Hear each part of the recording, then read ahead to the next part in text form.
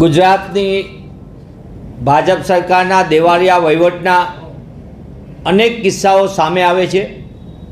એમાંનો વધુ એક કિસ્સો વિધાનસભાના પટલ ઉપર પહેલાં આવી ચૂક્યો છે કે 4 લાખ કરોડનું દેવું, એટલે પ્રતિ ગુજરાતી જન્મ લે બાળક પૃથ્વી પર પગ મૂકે ત્યારે 46,000 કરતાં વધુના દેવા સાથે જન્મ લે છે।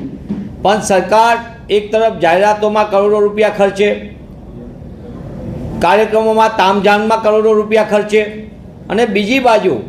રાજ્યની વ્યવસ્થા માટે કાયદો વ્યવસ્થા જાળવણી કરતા પોલીસ દળ માટે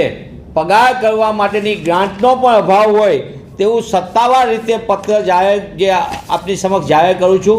ખુદ પોલીસ વિભાગ દ્વારા એમના કોમ્યુનિકેશનમાં આ પત્ર આવ્યો।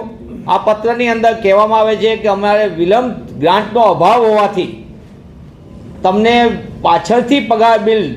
બનાવવા માટેની મંજૂરી આપો। પગાર બિલ સમયસર બનાવવા માટેની નિયમ હોય છે, એના સમયસર પગાર બિલ ન બને તેની મંજૂરી માગવાની હોય। ત્યારે ખુદ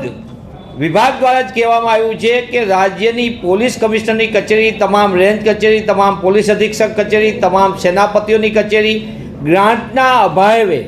ડિસેમ્બર 2025ના માસના પગાર બિલો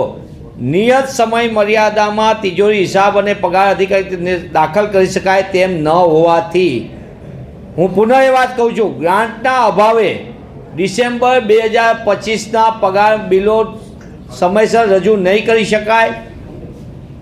આ ઘણી ગંભીર માત્ર બેદરકારી નથી, પણ ભાજપ સરકારનો દેવાળિયા વહીવટનો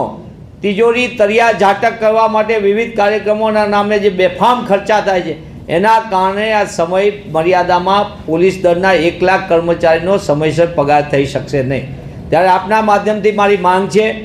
કે રાજ્યની કાયદો વ્યવસ્થાની સ્થિતિ સંભાળવા માટે જે આપણું મુખ્ય ચાલક બળ કહેવાય એ પોલીસ દળના કર્મચારીઓના પગારની ગ્રાન્ટનો અભાવ કેવી રીતે આવ્યો, આ ગ્રાન્ટના અભાવ માટે જવાબદાર કોણ, નાણાં વિભાગ અને પોલીસ વિભાગ વચ્ચે સંકલનનો અભાવ છે કે શું, અને સાથોસાથે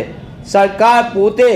આર્થિક દેવાળિયા વહીવટ જે કર્યો છે એનું પોતે શ્વેતપત્ર બહાર પાડે તો જ વાસ્તવિક સ્થિતિ ગુજરાતની આપણા ધ્યાન ઉપર આવે।